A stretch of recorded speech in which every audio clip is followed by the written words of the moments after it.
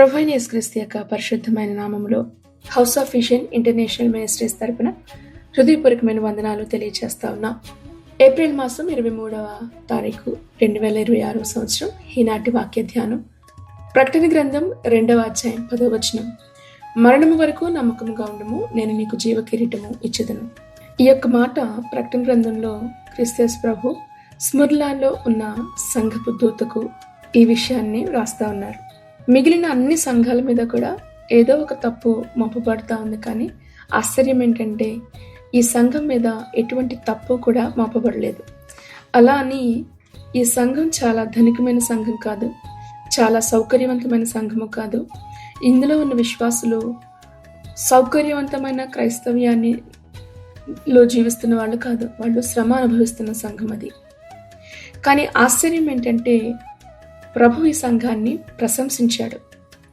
ఎందుకంటే కారణం, వారు శ్రమలో కూడా నమ్మకంగా నిలబడ్డారు.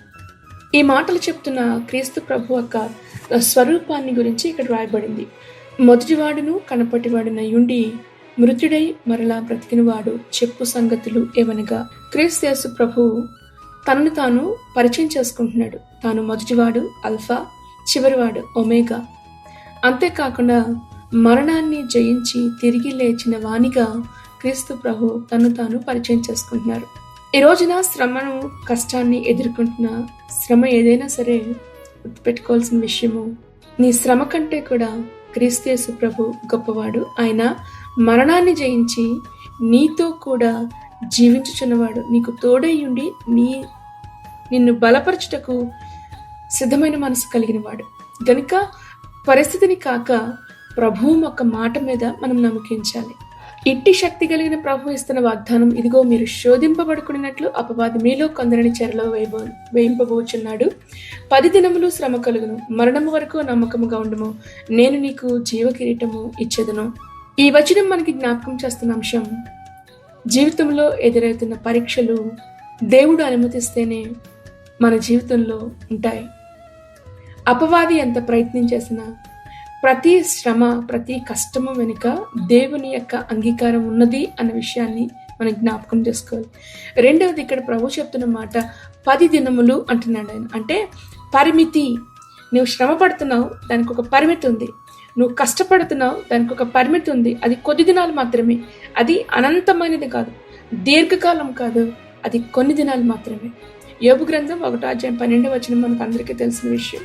ప్రభు అంటాడు, ఇదిగో నేను అతనికి కలిగిన సమస్తాన్ని చేతులకు అప్పగిస్తున్నాను, కానీ జాగ్రత్త, యోబును మాత్రం నువ్వేం చేయడానికి వీల్లేదు అన్నాడు ఆయన. అంటే దేవుడు అనుమతిస్తేనే అపవాది మన మీద దాడి చేయగలుగుతుంది తప్ప, లేదా దేవుడు అనుమతి లేకుండా ఒక్క అడుగు కూడా అపవాది మనకి విరోధకరంగా వేయలేడు. రెండవది, ప్రభు ఇస్తున్న మాట నమ్మకంగా ఉండు, నమ్మకంగా ఉండు. అంటే ఎప్పటి వరకు నమ్మకంగా ఉండు? చివరి వరకు నమ్మకంగా ఉండాలి, మరణము వరకు నమ్మకంగా ఉండగలగాలి. నమ్మకం అనేది పరిమితి కాదు, ఇది జీవితకాలము మనం కలిగి ఉండవలసినది. గనుక క్రైస్తవ జీవితం అనేది సౌకర్యమైనది కాదు, విశ్వాసంతో నడిచే, కష్టాలలో సైతము ప్రభువుతో నిలబడే విశ్వాసం ఇది, త్యాగముతో కూడిన విశ్వాసం ఇది. యాకోబు పత్రిక 1వ అధ్యాయం 12వ వచనం, శోధనను సహించువాడు ధన్యుడు, అతడు జీవ కిరీటం పొందును అని మనకి వాక్యం సెలవిస్తా ఉంది. శోధన తాత్కాలికమైనది, పరిమితి అయినది, కానీ చూపించాల్సింది ఆ పరిమిత సమయంలో నమ్మకత్వాన్ని మనం ప్రభుకి చూపించగలగాలి.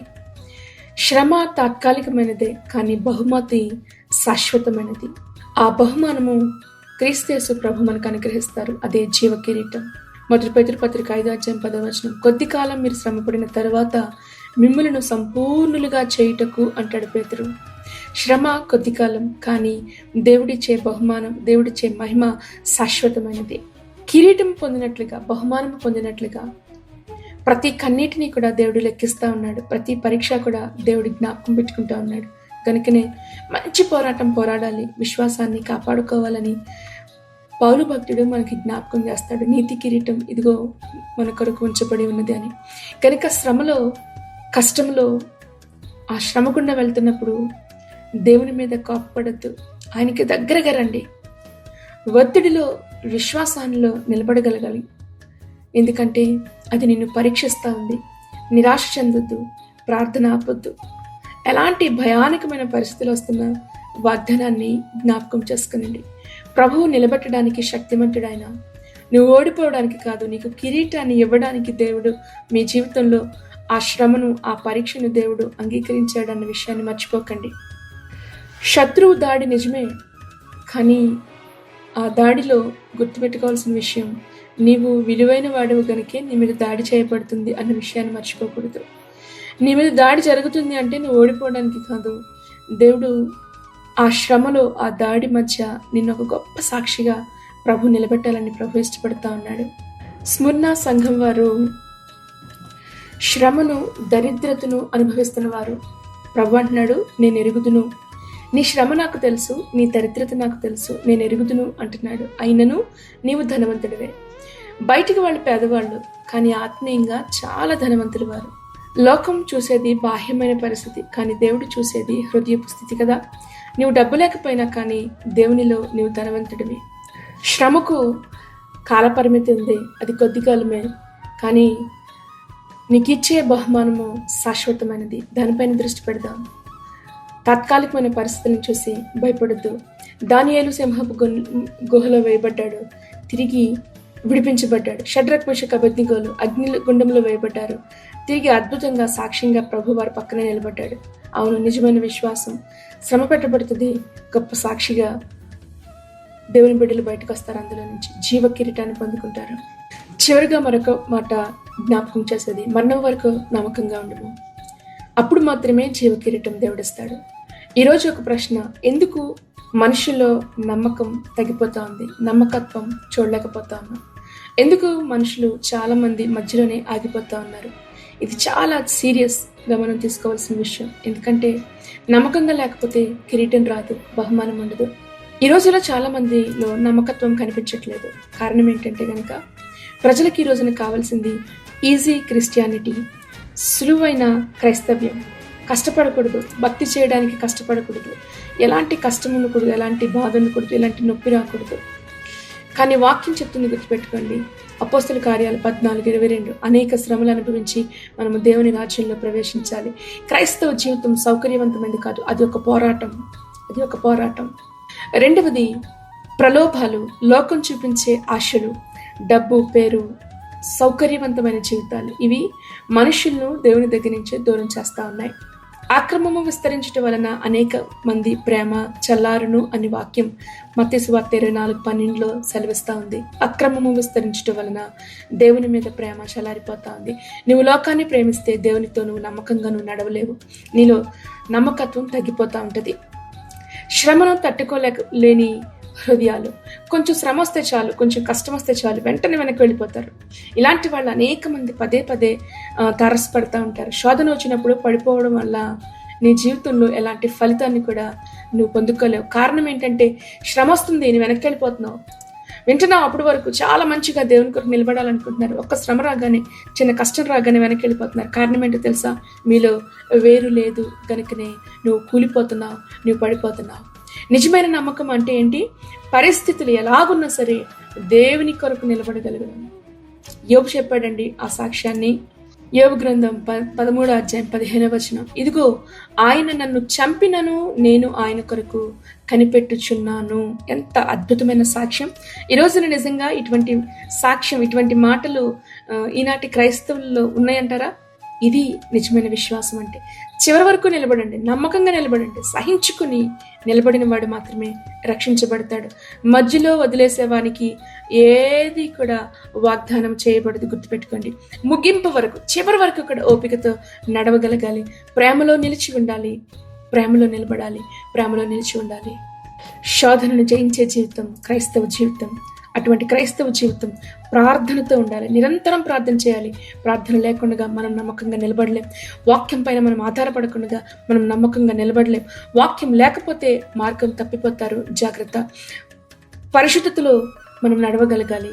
మీరు పరిశుద్ధులైనది, అందుకొరకే మీరు పిలువబడ్డారని వాక్యం సెలవిస్తా ఉంది కదా. పాపము నీలో ఉంటే నువ్వు నీలో నమ్మకత్వాన్ని నువ్వు చూపించలేవు, నువ్వు నమ్మకంగా నిలబడలేరు. శ్రమ వచ్చినప్పుడు ఒరిగిపోతారు, కూలిపోతారు, పడిపోతారు. శోధనను జయించి వాడు ధన్యుడు. కష్టాలు వచ్చినప్పుడు అదే నీ పరీక్ష.